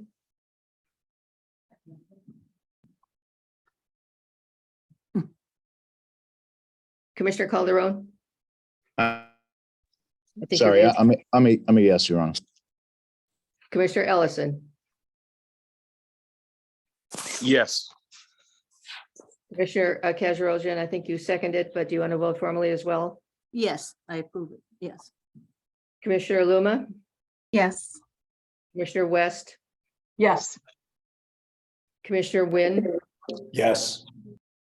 All right, and I am going to abstain, although from a vote on this issue. I've already indicated my view that I think as a matter of efficiency and a matter of process, that this is something that should be utilized. But I think since it grants particular authority to me, I'm simply going to abstain from the vote. The vote, however, is carried. All right. Let me move on in terms of our agenda to item number 5B, which is defined on the agenda as the definition of conviction for the purposes of Chapter 6E, Section 1, and the treatment of quaffs continuances without a finding. Thank you. I will turn the floor over to Deputy General Counsel Pauline Wynn. Thank you. Good morning, commissioners. This morning, I will be presenting you with an approach for your adoption on how to treat continuances without a finding, also known as quaffs, as it relates to the definition of conviction in Chapter 6E. To start, on the screen, you'll see the definition of conviction as provided in Chapter 6E. General Laws, Chapter 6E, Section 1 defines conviction as an adjudication of a criminal matter resulting in any outcome except wherein the matter is dismissed or the accused is found to be not guilty, including but not limited to an adjudication of guilt with or without the imposition of a sentence, a plea of guilty, a plea of nolo contendere, an admission to sufficient facts, a continuance without a finding, or probation. I will note the underlined parts of this definition, that a conviction includes an admission to sufficient facts and includes a quaff. It also excludes from the definition a matter that has been dismissed. So once a matter is dismissed, it is no longer considered a conviction for purposes of 6E.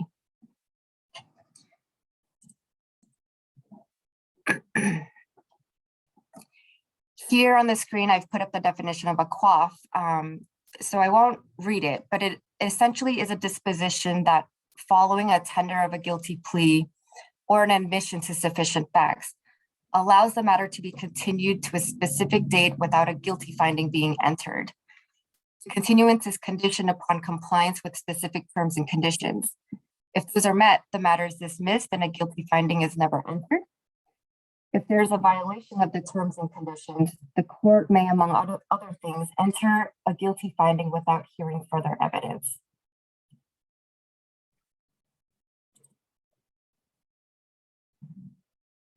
So based on those two definitions, we present to you for adoption the following approach based on statutory interpretation.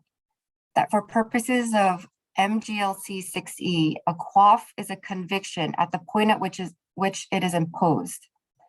If a matter in which a quaff is imposed is dismissed, however, the quaff is no longer a conviction because the definition of conviction carves out an exception for matters that have been dismissed. I will provide I'll provide briefly with an explanation of how this implicates other areas of the Commission's statute and regulations. In the certification context, the Commission is prohibited from certifying anyone who has been convicted of a felony. Under this proposed approach, the imposition of a quaff in a felony matter would be a disqualifier until the matter is dismissed. However, I'll note that a quaff, whether dismissed or not, and whether imposed in a felony or misdemeanor matter, could be relied on for denying an application for certification or recertification based on other grounds listed in Chapter 6E. A conviction also comes up in the context of revocations and suspensions. Where there's a quaff for a felony matter, an officer's certification would likely be suspended during any investigation and subsequent adjudicatory proceedings. In the more likely scenario where a quaff has been imposed for a misdemeanor, the Commission could suspend an officer's certification after a preliminary inquiry if the Commission determines that the crime affects the fitness of the officer to serve as a law enforcement officer. If a law enforcement officer admits to sufficient facts and gets a quaff imposed in a felony or misdemeanor matter, the Commission would be required to initiate a preliminary inquiry. And where an officer is convicted of a felony or of submitting false timesheets, Chapter 6E requires the Commission to revoke the officer's certification after a hearing. For a conviction of a misdemeanor, the Commission has discretion to suspend or revoke the officer's certification after a hearing. So based on that information, we are seeking the Commission's adoption of this interpretation on the screen.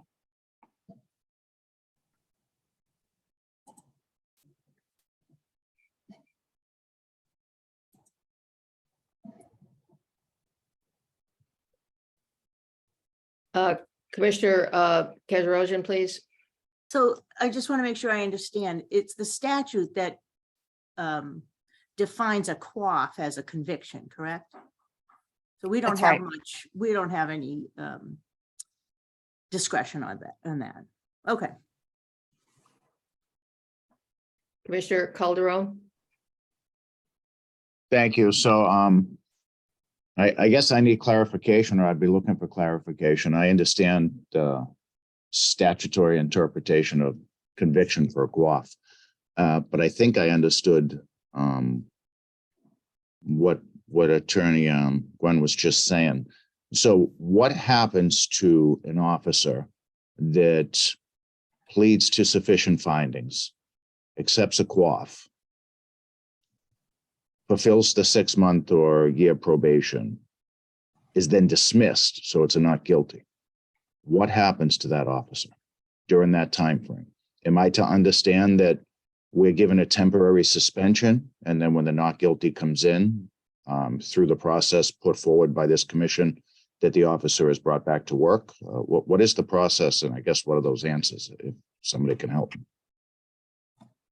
So in the context of a suspension or immediate suspension, our statute does require, as an immediate suspension where an officer has been convicted of a felony. So if a quaff is imposed in a felony matter, an immediate suspension would be imposed, until that quaff has been dismissed, in which case we would revisit the issue and reconsider that suspension and potentially lifting that suspension. Okay, so are we coming up with a written process and guidelines for that determination after the fact? Or how is that working? When you say the commission's going to revisit that, how's that going to happen? So as a general matter of practice, I think where, whether it's in the certification context where we've denied certification because there was a quaff in a felony matter, or in the suspension context where someone has been suspended and we've gone through the process of suspension based on a quaff in a felony matter. I think the general General Counsel Ravitz and Executive Director Zuniga may have a different approach, but from my perspective, I would think it would be incumbent on the officer to come back to us and report that, hey, I fulfilled the terms and conditions of the probation, and now the matter has been dismissed. Can I reapply for recertification, or can we revisit the suspension? So I understand that in the felony matter, but in the misdemeanor matter, is it not going to be automatic for somebody coming back? Are they still going to have to apply, wait for a time period, have it reviewed? I'm looking basically, I guess, for process and policy, and I don't mean to put this all on you, Pauline. Maybe somebody can help me, because there's a multitude of different questions as we've reviewed this topic before. And if I could, before we turn to Pauline, if I could just comment that I think, Commissioner Calderon, it's difficult to talk without talking about specific instances. In other words, much depends on the nature of whatever it is that the judge who has imposed the continuance without a finding has imposed upon the conditions. And I think, therefore, we are going to have to recognize that we will be dealing with matters on an individualized basis. Madam Chair, I appreciate that interpretation. That's exactly my thought process is some misdemeanors may be more egregious than others, if that's the right term that I would use. And some may be an unfortunate position within the law where I don't know, I'm trying to think of something quickly, but maybe you're present during an affray and you end up being arrested off duty, involved in an affray somewhere. And then we need to make a determination based upon the quaff where, at least if I understand correctly, we're going to initiate the immediate suspension. But when that quaff has been lifted for being a party of an affray, it doesn't seem like that would hinder a police officer from doing their job. So I'm trying to give examples that are more minor of an infraction. Thank you. Commissioner Enrique, would you like to comment at this point? Yeah, the reality, just to address Commissioner Calderon's a couple of points. The reality of our situation, Commissioner, is that we're focusing on matters because of their severity. So where matters, where the underlying matter is a felony, that will raise to the top of the to our list to initiate suspensions.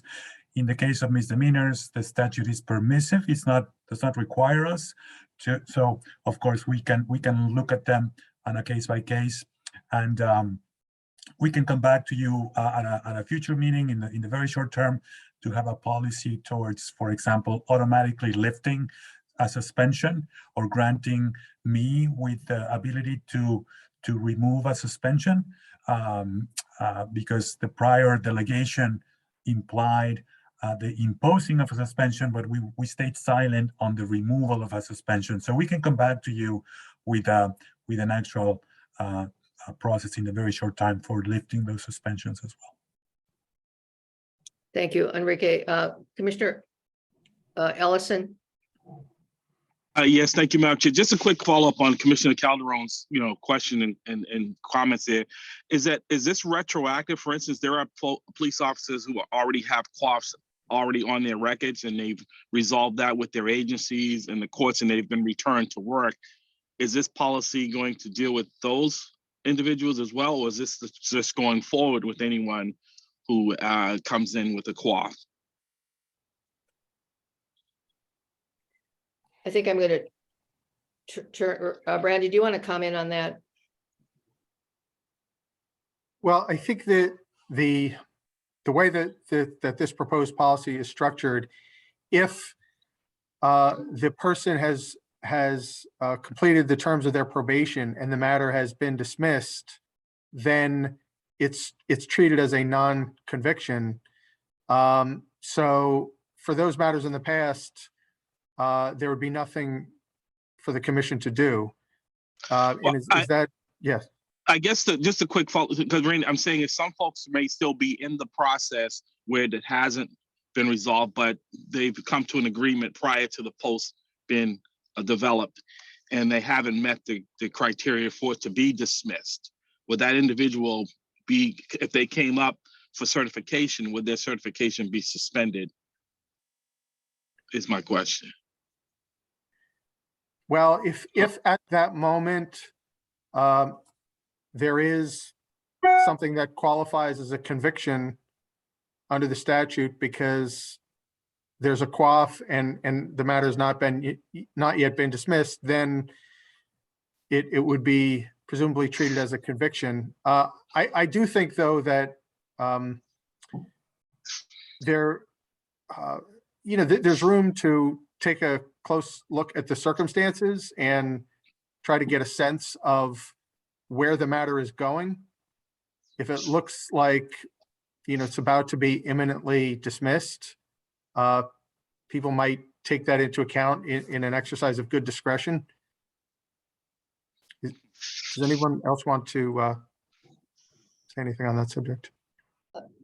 And let me just, I didn't mean, Pauline, to when it moved to Randy, did you want to make any comment on that prior question of Commissioner Ellison? And then there are several commissioners that have questions. Pauline, anything further? I don't. I'll let the other commissioners speak. Thank you. And I'm just not Commissioner Keserosian? Yes. So as I understand it, though, the only time we are required to suspend immediately is if there's a conviction or a quaff on a felony. So if it's a misdemeanor, we have a lot of discretion, we have a lot of leeway. And I would imagine that anyone who has applied or who has gone through the process for certification or recertification is going to have had to already disclose that they are under the terms of a quaff and there's 3 months left or 6 months left, whether it's a misdemeanor, whether it's a felony. So I think that these things will resolve themselves in knowing that most quaffs anyway, from my experience years ago, are on misdemeanors. So it gives a whole lot of discretion, which is good, in my opinion. Commissioner Calderon?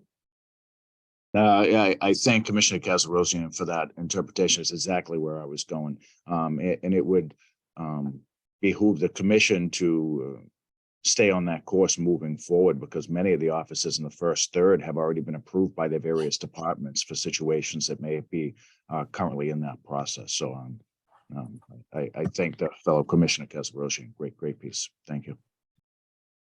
And Enrique? Thank you, Madam Chair. Just to reiterate that some of this begins to then overlap with other existing procedures that we have and regulations. So where somebody perhaps may have been already attested to by their chief, even if they have a quaff and on a misdemeanor, let's say, we would move to certify because we've been relying on the chief's attestations in many of these matters. So I'm just by way of example of how they also, these instances begin to overlap with other established regulations and procedures. Thank you. Any further questions or comments on the definition of conviction in terms of the treatment of continuances without a finding? Anything else? I don't think I see any hands in the air, and I don't believe on the basis of what I understand from the questions and comments that there's anything further that we will be doing today with regard to this particular item on the agenda. Correct, Pauline? We are seeking a vote on to adopt this interpretation. And specifically, what you are asking is for a vote that the definition of conviction for the purposes of our underlying statute would include the treatment of continuances without a finding as you have described them. Is that it? That's correct, with the language that I've shared on the screen.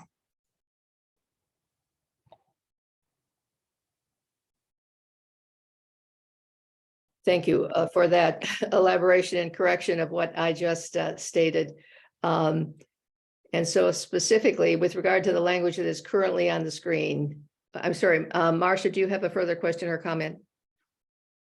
I do, and I guess it's maybe my misunderstanding of the discussion in the first place. If this is already in the statute, why do we need to have a separate interpretation of it? The language is very clear right in the statute.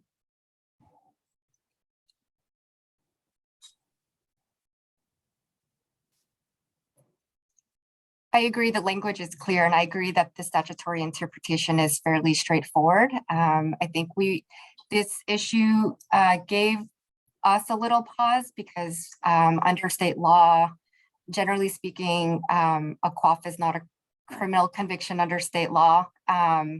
However, as you stated, Commissioner Kazarosian, it does seem to be clearly the legislature's intent to treat a quaff differently than it ordinarily would be because of this express inclusion in our conviction. And I think out of an abundance of caution, we wanted to check with the commission and seek your adoption, but I defer to the commission as to how we want to approach this. Just as a follow-up, and I'm sorry, my only concern with that is it suggests a little bit that we have some discretion to change the language in the statute, and we don't. So from my perspective, I don't think we need to do this, and I think doing it could cause more problems. I think it's very clear in the statute. Thank you, Commissioner Kazarosian. Commissioner Calderon. Yeah, I'm just going to strongly echo the same sentiment. It's clear in the statute already, and we've spoken on it. And I think if we were to take a vote and try to change it, not only does it muddy the waters going down the road, like Commissioner Kazarosian says, I believe the executive director even mentioned coming back with some type of clarifying policy. But I think all that can be avoided with just taking the advice of Commissioner Kazarosian and leaving the statute in place. Thank you. Thank you. And Marcia, did you, Commissioner Kazarosian, did you have a further comment you wanted to make? All right, and Commissioner Wynn, please. Thank you, Chair. I agree that it's clear in the statute and it shouldn't be necessary for us to embed this in our policies. However, I'm also aware that despite the clarity in the statute, there is interpretation about this in other elements of the law, particularly firearms law, where quaffs are not regarded as convictions and we have to dismiss them. So I think if the staff is asking for some clarification, we might want to provide them with what they think they need to have in place to do their job.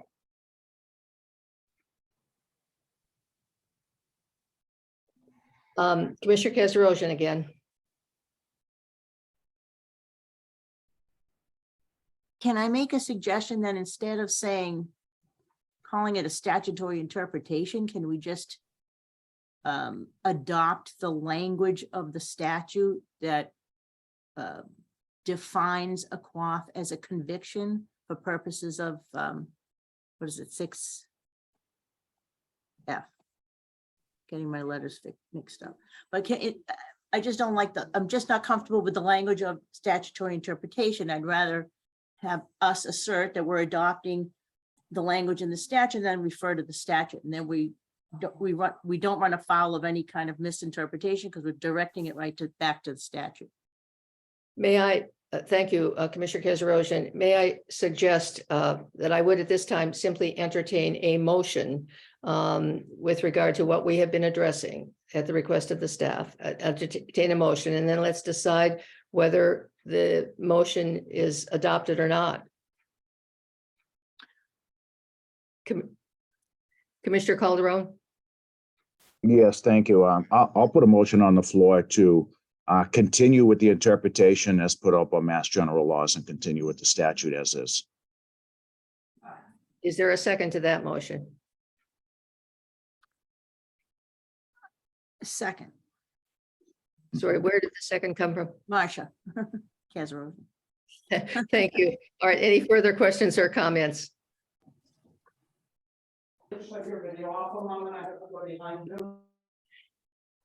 Commissioner, I call for a vote then. Commissioner Bluestone Yes, I approve. and Commissioner Calderon, it's your motion. Do you want to vote? Yeah, I'm affirmative. Yes, thank you. Commissioner Ellison? Yes. Rosen, I think you seconded, but do you want to vote formally? Yes, I approve. Commissioner Luma, Yes. Commissioner West, Yes. Commissioner Wynn, Yes. and I also approve. The motion is carried. Thank you very much, members of the staff who have worked on this issue, and thanks the commissioners for their thoughtful questions and comments on the issue. Moving on our agenda, number 6 is the process for the evaluation of the executive director. I have asked our treasurer, Commissioner Ellison, to conduct the evaluation of the executive director. And I will turn briefly to Commissioner Ellison just for a few comments I think he may want to make on this issue at this point. Larry, you're on mute. I'm sorry. Thank you, Madam Chair. So before us is the evaluation of our executive director, Enrique. I've sat down with him, the financial folks there at the probably blank, it's been a long day, with our financial folks there, and evaluating based on other state agencies, executive directors, as in the gaming commissioner and places like that. I think the compensation that will be before us is in line with where his compensation should be going forward. It's around 2.5%, and then there's a performance evaluation as well. Thank you. And unless there are any questions or comments, I don't think there's anything further that we have to address on that issue today, except we'll take it up at the appropriate time and in the appropriate manner.